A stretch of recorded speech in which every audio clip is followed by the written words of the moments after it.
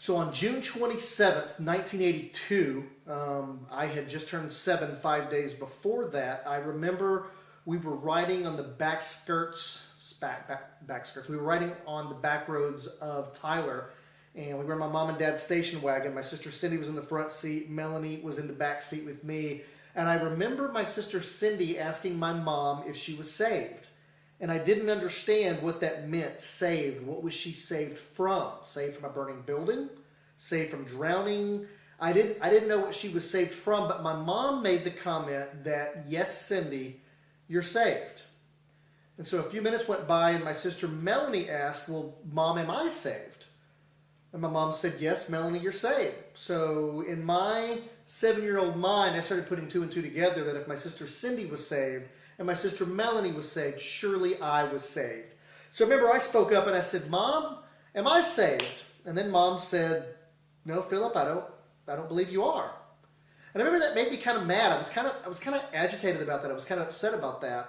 And I don't remember a lot about that day, but I remember that night before I went to bed, my mom came in my room to say my prayers, which she did every night of my life at that point. And I remember asking Mom, I said, Mom, why is Cindy and Melanie saved, but I'm not saved? And my mother, in her tender, loving, merciful care, she simply told me, baby, you're not saved because you haven't accepted Jesus as your Lord and Savior. Now, we went to church. We had attended church my entire life. We were there Sunday morning, Sunday night, Wednesday night, revival, anything that was going on. We were at church. So, I knew, I'd heard that Jesus was the Son of God and that He had come to earth to basically live as a man and to take the sins of the world and die for my sins on the cross. So I knew that, but what I didn't know was that there was an actual step that you had to take. You had to actually choose to follow Christ. You see, in the southern part of the United States, here in Tyler, Dallas, Texas, Oklahoma, Louisiana, New Mexico, Arkansas, everybody's a Christian. You come across anybody, oh yeah, I'm a Christian. And what people mean by that when they say I'm a Christian is they mean that I believe in God. And what people don't understand is that the devil believes in God. The demons believe in God, but that doesn't make them Christians. In order to become a Christian, in order to be saved, if you will, and what you're saved from is you're saved from eternal damnation in hell. You're saved from separation with God, is that you have to choose to accept Christ as your Lord and Savior, to follow Him, to turn away your old lifestyle and follow Christ and become a Christian. And on June 27th, 1982, what I did was I literally gave my life to Christ. I said, Jesus, I believe that you are the Messiah. I believe you died on the cross for my sins, and I choose to make the choice to follow you and to live your life for you. And that was literally the beginning of what was going to be the rest of my life. Because you fast forward 32 years, 31 years in the future, and I'm sitting here as a 38-year-old man telling you that I follow Christ. Everything that I do in professional wrestling, in my life, at church, in ministry, is because of that result of Jesus Christ. Now, that was a huge step, being able to accept Jesus Christ as my Lord and Savior. But you see, I took on that commitment with childlike faith. I had grown up in the church. I had heard these stories all my life, so it would make sense growing up in a Christian home that I would become a Christian. But I remember at the age of 13, I began to question things, and I guess I was a little older, I was a little wiser, my body was changing, my world was changing. And so I began to wonder, as I learned about other countries, other religions at school, and you got to remember this is before the internet, so the only studying that I had was my Bible, and then we had an encyclopedia set that, only God knows at this point how old that encyclopedia set was, but, I began to hear about Buddhists and Muslims and Hindu.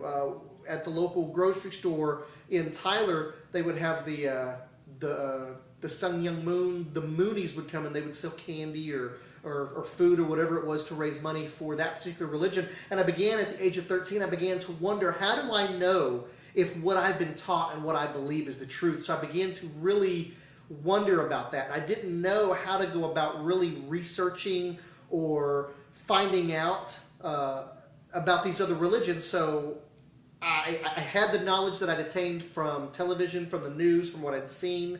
I had the knowledge that I had of the Bible and what I had learned my entire life going to church. And then I had the knowledge of what was inside the encyclopedia. So I knew about these other religions, but I didn't really know what to do. So as a 13-year-old, what I chose to do was, I remember I took a period of time where I just really began to seek after God. I began to study the scriptures, and I began to spend a lot of time in prayer. And I really, as much as I could as a 13-year-old kid, I began to truly seek after God. And my prayer was, okay, God, if you're real, if what my parents have taught me all my life is the truth, and I need you to make me aware of that. I need to know and understand without a shadow of a doubt that what I believe, that Jesus is the only way to you. And I prayed and I read my Bible, and I think I was fasting at the time. I was really doing all I could as a 13-year-old child, seeking after God. And on the third day, I had gone in my room, I was praying, I was reading through the scriptures, I was really just seeking after God in my heart and my mind. I was really wanting and expecting something miraculous to happen. And I would love to sit here and tell you that the roof of my house opened up and a light from heaven shone down, and in a big booming voice, God told me, I am God, I am the way, what you've been taught is true. But you see, God doesn't work like that. That's something that Hollywood would portray. But what I can tell you is that on that third day in my room, as I was earnestly seeking after God, what happened was a peace that the Bible calls the peace that passes all understanding. All of a sudden, a peace came upon me and in my life. And I knew that I knew that I knew that I knew that Jesus was the Messiah, that he was the Son of God, that he did die on the cross for my sins, and that only by choosing a relationship with him and following him and his word and his way of my life was I going to be able to come into heaven, because of that decision I made back on June 27th, 1982. All other religions are false. Christ is the answer. Christ is the way. And that day, I had an experience with God that no one can ever challenge. No one can ever tell me that it didn't happen. And that day, my spiritual roots were grounded, and there is nothing that can be done or said that will ever shake my faith in Jesus Christ. And I'm here today as a living testament to live my life for him and to tell others what Jesus Christ has done for me. And I choose to do that through the act of professional wrestling.